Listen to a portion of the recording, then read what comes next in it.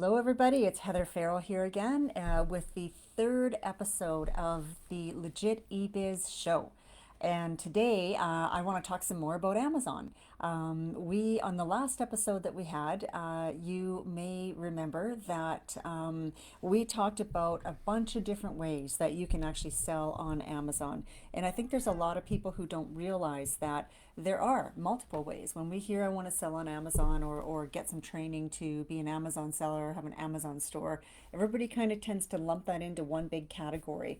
That's usually Amazon FBA, selling private label products, products that you put your own label on and take the label off somebody else's off and call it your own and sell that. And this is actually the most risky way for you to do that, whether we're talking about your time, your money, or the ability to sell the business down the road once you have built it up. So today I wanted to just focus more on one particular model that is arguably the very best and way for anybody to sell on Amazon, especially if you're going to be, if you're new and you're just starting out. And that is the wholesale model of selling on Amazon. And just before I get into that in more detail, I'd like to just quickly cover off the other ones that we talked about last time in case you didn't see the video from last week or have maybe forgotten. And basically, we're going to have a cat visiting us very soon, just so you know. With Amazon, you've got ways to sell that have nothing to do with physical products at all. This is Shelby, by the way. She's a little girl who loves to come and be my backup on the videos, don't ya? Okay, you can sit for a while. So a couple of ways that you can sell on Amazon that are unconventional, well, not unconventional, just not what you would typically think of, is print on demand. And that's like t-shirts, hoodies, zip ups, those, what are they called? Snap pops, the things that go on the back side of your cell phone. Pop sockets, that's the one, pop sockets, things like that, where you can actually put a design on a t-shirt or whatever, and sell that. And it's you can they're somewhat limited in terms of which products you can actually do that on with Amazon. They won't do it on like cups and backpacks and that kind of thing, but it is an option. Anyway, another way to sell on Amazon is by having a Kindle book. This is another option. So those are two. You can do retail arbitrage, which is a method of buying some products at a lower price and then taking them to Amazon and selling them at a higher price. You would presumably have to have some kind of an in to get good pricing on products that people want, because you obviously also need to make sure they're products that are viable and selling. And people who do this usually have some kind of an in with a distribution outlet or a manufacturer of some kind, and they're usually or oftentimes consumable type of products too. It's a very labor intensive model that literally requires you to go out and physically grab up these products and either ship them out yourself or ship them all into Amazon to FBA. So it's kind of labor intensive, and it's definitely not a way I would recommend anybody to go unless you have some serious in with an existing manufacturer, like I say, and you can really get some good products that are good sellers at very good pricing to be able to make a margin on it. So those are three ways. Another way is being a brand ambassador, which is where you would go to an existing brand out there who doesn't currently sell on Amazon, and you would offer to be that person for them, that liaison who would take one or several of their products onto the Amazon platform, you being the expert, and helping them bridge that gap. So that's four now, right? Print on demand. Yeah. So that's right. So the other three are the really viable ones. There is the opportunity to potentially do a drop shipping model on Amazon, although it's getting tougher and tougher because they're tightening up their restrictions in terms of what is allowed. And this is something that you have to be prepared for. If you want to sell on Amazon, there are going to be constant changes because that's just the way they are. That's the way that the platform is set up, and things change in rules and regulations and certifications, and there's all kinds of things that we have no way of guessing or knowing are coming our way down the road. So I just know that you're going to have to be prepared to do a little bobbing and weaving for sure. But with drop shipping in particular, they've recently come out, Amazon has come out and said that products that are received by their customers, if you sell something on Amazon, the box that it's received in must not be from a third party. So it can't come from Walmart, or it can't come from another, have another, name on there, Costco or something like that. And that also includes the invoicing that's inside the box. So any of the paperwork that you put in there, it's also got to either have your name is the brand, Amazon's name, but most definitely not a third party. And that really throws a big wrench into a lot of people's ideas about drop shipping on Amazon, because you don't have anything to do with the product when it's drop shipped. It's all taken care of by the manufacturer you've sourced, who's willing to make and sell, or make and ship one product at a time. And that's the model of drop shipping. So the only thing you're doing is advertising a product, getting a sale, sending the order to your pre-vetted manufacturer, and then they make it and ship it out. And in that scenario, you have no control over what box it's in, what name it's on there, what's written on the invoice.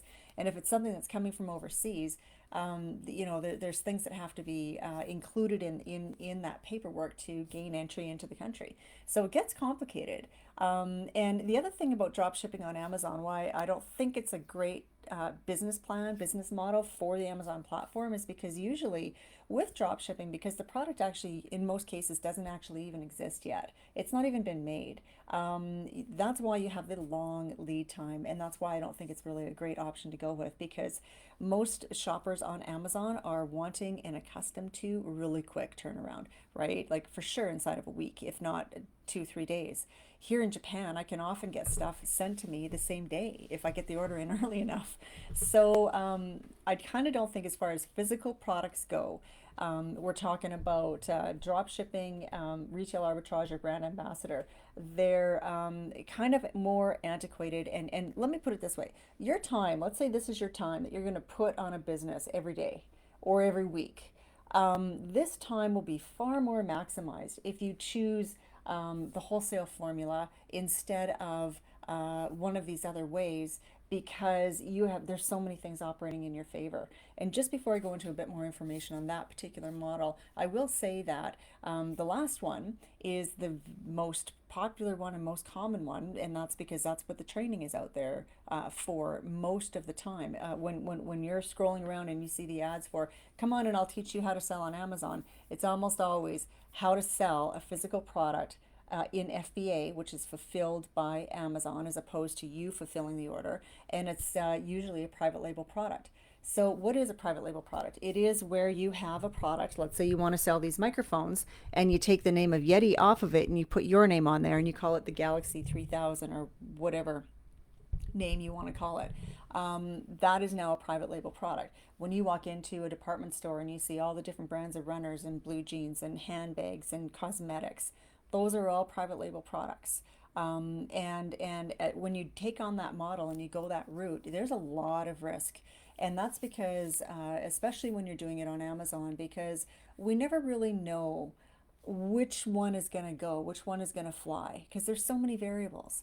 And even if you choose one using the very best vetting methods, and there are many, on how do you decide what is the best product to go with, and you choose one, and everything looks great. By the time you get that product sourced, samples made so that you can do quality inspections, production run is made, the shipment gets sent over to your country or America or wherever, all this time has gone by. The market conditions that existed for you to choose that product in the first place have almost definitely changed. And today, in this super duper fast paced world, they've definitely changed in a matter of months. There's no doubt about it. So it's really, I don't want to say a crapshoot, because you have some, good systems in place for deciding on the product in the first place. But it's a bit of a crapshoot because we don't know. And the other thing we don't know either is how long it's going to take to get that product ranked. Because even if you do, even if everything goes bing, bing, bing, bing, according to plan, you get it into inventory and everything's still great and the market condition is right for this, you still have to get that product ranked. And that can be a really tough and can be a really expensive process. And so those are, in a nutshell, there's a lot more to it, but in a nutshell, those are the really big drawbacks about Amazon private label. And most of it comes down to time. And for me personally, when I first got into selling private label, I've been doing that like 6 years now. Um, the amount of time that you would spend on these systems early on to decide on what you're going to do and find all this information and get it all in, it's a lot, right? And for most of us getting in at this level, you probably wouldn't be watching this video if you're an experienced Amazon person, because you already know a lot of this. So for those of us who don't, there's a huge learning curve. There's a steep learning curve there, and just information that you have to absorb and learn, and then you have the actual doing and implementation of the business itself too. So there's a lot of things, quite frankly, that can go wrong, and oftentimes they do. And it might even be coming down to one of those left fielders that come out of nowhere that we have no way of anticipating, other than the fact that we're sitting back as logical human beings knowing that there are going to be problems coming. We live in life, there are problems, and that's a sign of life. Who is it? Norman Vincent Peale says that the biggest problem we have is thinking that we shouldn't have any.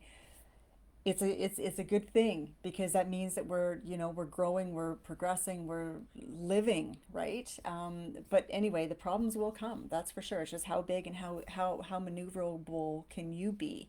And that's really the big thing. A while back, a couple of years ago, when Trump levied the increase of the 25% additional tax on all products coming in from, oh, sorry, not all, but most products coming in from China. That affected pretty much every seller I know on Amazon. It really did. And who weathered the storm fine and even continued to profit despite it. A lot of the bigger sellers for sure, but it's the sellers who had a lot of margin, a lot of juicy margin in there for these exact reasons. The people who were just cutting it by and had, 30% margins or even 40% margins. I mean, a lot of them were wiped out. A lot of them took major hits or completely lost and went into the black. Or is it the red? Sorry. We're not even breaking even into the red. That they weren't able to make any money off of that whole entire lot of inventory. And if you can imagine, if you get that in there, because you had no idea that this was happening, and an extra 25% out of your margin, wow, I mean, that's a lot. Granted, it's on the wholesale price, not the retail price you're going to sell, but believe me, once you get those products in and you got to start doing promotions and ranking strategies and that kind of thing, it can get really difficult to keep your product profitable. So let me now enter in and talk more about the model that I consider, in fact, the number one model to sell on Amazon, and that is using it, going at it with a wholesale perspective. And what is that? What does that mean to be a wholesaler on Amazon? It means you're really smart and you figured out a way to avoid like a massive amount, 3/4 of the amount of the risk, even more, that exists in the other models to sell physical products on Amazon. In fact, selling wholesale, there's virtually no risk at all, virtually. So what does it mean? It means that you would definitely take a training program, because if you want to try and muddle through and do it yourself, you're going to waste a ton of time and effort, and you're going to make a bunch of mistakes. So there's really no point to doing that when you have a viable option for a really good quality training, which I have for you.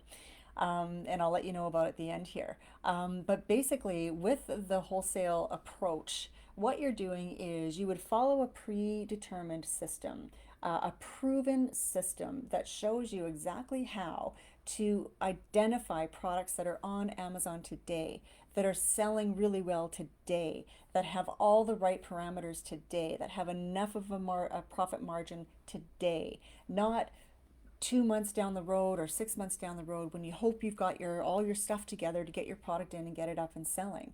So this is one of the factors that makes it very, very low risk, because you do not have that wild card of wondering, is this product going to sell? Is it going to even break even? Am I going to be able to make a go of it? Because with a brand new product that you put on under the private label umbrella, we really don't know until we're nearly sold out of the first round of inventory if this thing is taken hold, if it's gaining ground. if it's going to be worth going forward. And by then, what do you have to do? You're stuck because you've got to quickly make another inventory order, because you don't want to order more inventory until you know for sure, because then you could be sitting on inventory that's really going to be just costing you money in storage and not be sellable. So once you know it's a go, you've got to, where's the money coming from that you're going to put your next order in with your manufacturer? It's in the product that hasn't sold yet, or you've just barely got enough to scrape by, and now you've got to get that into the order in. They've got to produce it, and we've got all that time to wait while the order is being produced and while it's on the water shipping over. And by that point, if you're anything like most people, you've run out of inventory and now you're just waiting for the order to come in. You get the next order in, however long it takes, and now you've got to re-rank it.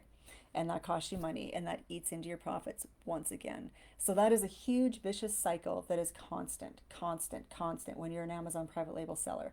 When you go approach it from this wholesale perspective, and you've identified some products here that meet your criteria, that meet this proven system, tick all the boxes, you then go and start approaching the brand owner, the manufacturer of those products, and you ask them basically to enter an agreement with you for them to give you the rights to sell the product, for you to become a wholesaler on Amazon for that product, or buy wholesale from them and become a reseller on Amazon. That's the correct terminology. And this happens all the time. It's not unusual. It's not dodgy. It's not against any terms of service. It's very, very common. It happens all the time in the digital world and in brick and mortar. So once you get that agreement in place, you can be up and running like as quickly as you can get the product to you. Because the next step you would do is you would, in your agreement that you make with this brand owner, is how much inventory you want to buy from them to start out with.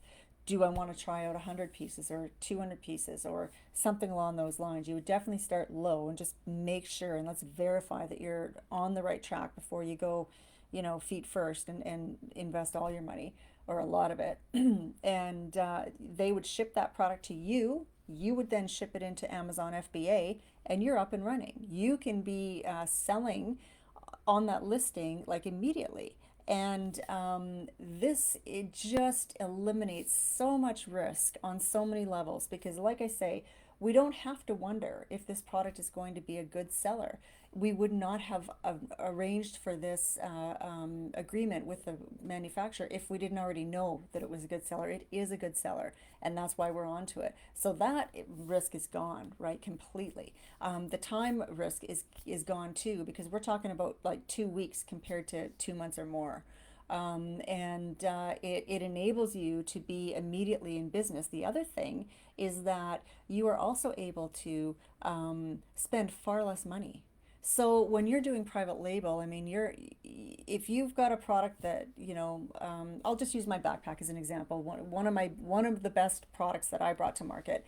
Well, I've done 3 brands. I brought 3 brands, created them, and brought a couple of dozen products to market in my Amazon private label career. And one of the real good ones was a backpack. And that backpack was anywhere from $14 to $20 wholesale from my manufacturer in China, because it was really souped up. It was really good quality. I had a whole bunch of extra accessories in there, but I was still probably paying too much, to be honest with you. By the time that's a lot. And if you've got a minimum order quantity of 1,000 pieces a time, I mean, that's a big ticket. That's right. You're talking 20 grand plus your shipping, plus your promotions and advertising and giveaways and all that other stuff. So that's a big nut to put on the line, and hope that everything you've done is right to this point. Now, in my case, I had done and iterated that backpack. I think 7 different times over the course of a number of years, and just continued improving and making it better. So it got less risky as I went, and also because I had established a listing and a reputation and reviews. And I mean, that's a whole other thing that I haven't even talked about. When you are new, have a new product to sell, your listing page is empty. You don't have any reviews of any kind, and that's the kiss of death. Nobody wants to buy a product with no reviews or with a small amount of reviews, because they're thinking, why? I'll go with the one with a whole bunch of reviews where people have said. whether they're right or wrong. It's a fact. And the things that we have to do in order to get those reviews quickly and get sales quickly cost you money. That's the bottom line. So you've really got to factor that in upfront. Into your whole entire cost of putting your first order out. So in that example of that backpack, I mean, it was more likely to say it was probably pretty accurate to say it was way closer to 28 or 30 grand was what it would cost me by the time I had that product in inventory and ranked and in a position where it was going to sell organically. And that's what you want to do ultimately. You want to be able to have your product show up when someone puts this search term in, find it quickly and buy it and have good reviews as a result, right? And that takes a long time. That takes a bunch of inventory turns, a bunch of working out of deficiencies and defects and problems. And with wholesale approach, none of that is your problem. That's the brand owner's problem. The person who you went to and you got an agreement to be a reseller of their products. They deal with all of that. They've got the huge outlay of cash because they had to do the minimum order quantity. And why would a brand owner do this? Why would people want to give you the reseller rights? There's a lot of reasons. And with you selling more of their product, that increases the amount of product that they have to have. So now they're probably ordering more from their manufacturer. So maybe they can get a lower price. Maybe they can negotiate better terms on the shipment because they need a full container now, or a couple containers, or whatever the case may be. It's always good for anybody who's selling anything to have multiple places that it's being sold. It's just good business practice. And right now, actually, well, COVID's going on. This is a perfect example because there's been a lot of problems, supply chain problems. There's been a lot of people who've not been able to get the products they have that are sitting in warehouses to the customer or to Amazon warehouses or shipped out through other courier services. There's been a huge disruption in that. So if you're one seller, one brand owner, and you can have a whole bunch of different places where your product is, you got a far higher chance of not being as affected, right? When things go a little wonky. So, I mean, those are just a few of the reasons why they would do it, but it happens all the time. And so this is an amazing opportunity for anybody who especially is new to selling physical products on Amazon, because it's a great way to go in and learn without having a huge amount of risk and without having a giant chunk of capital on the line, because it's a lot harder to learn how to do things properly when you're under the stress of feeling like you've got to make this thing work. And if you can kind of feel me on that, that it has a big effect. I've been there in the early days, and yeah, it can definitely affect the decisions you make, how quickly you make them, and which direction you actually go, which sometimes is not great. And one of the problems people tend to have is going in too many different directions too quickly and not giving one course enough time to see it through, and instead jumping onto another path that looks brighter and shinier and greener and all that, right?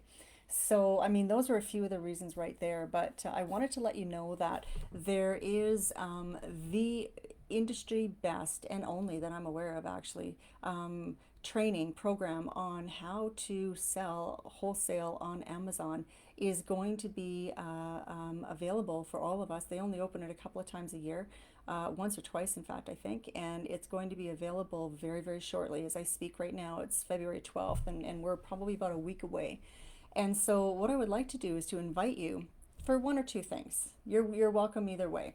I'm going to put a link below and let you know where you can go to get a way more detailed look at what I've just been describing to you. I've unpacked. It's one of the training segments that I do in a challenge that's just finishing up right now. It's called Launch Your Online Business Challenge. Find and launch your online business. And what I do there is I unpack 15 of the top online businesses that are thriving today. And so Amazon takes a huge amount of space up in that 15, right? Because it's such a big player. And this on day 4 of the challenge, I unpack very, very deeply what I've just described to you. So you're welcome to click the link and go ahead and watch that one training video from the whole challenge and get a way better idea of the differences between these models and why one is so much head and shoulders above all the rest. It's undeniable. So I would hope that you will go ahead and click and check that out. My name is Heather Farrell. My website is heatherefarrell.com. It's brand new. I'm kind of brand new to podcasting, which is what this is, and I'm just starting out. So I'm also documenting my journey on my YouTube channel, which is Legit e-Biz. You can check that out too. And yeah, I'll be coming here every week on Thursdays at 5 p.m. Pacific with another episode of the Legit eBiz show, where we're just going to be discussing everything, all things online business. And at some point, I will figure out how to see if there are people watching and invite you to come on up and ask questions if you have any. But in the meantime, you feel free to post below, and yeah, I will answer you there happily. So thank you very much for tuning in, and I hope this has been informative, and I sincerely hope that you take up my offer and go ahead and watch that full training program that I've done, the full video on the differences between selling on Amazon. Because if you're even slightly considering becoming an Amazon seller, you need to know this information before you make a decision. If you don't, well, let me put it this way. If you do, it will save you years of time and thousands of dollars. Take it from somebody who wishes that she had this back when I got started. I would have went a way different way. I'll tell you that much. So anyway, thank you very much for tuning in, and we'll see you next time.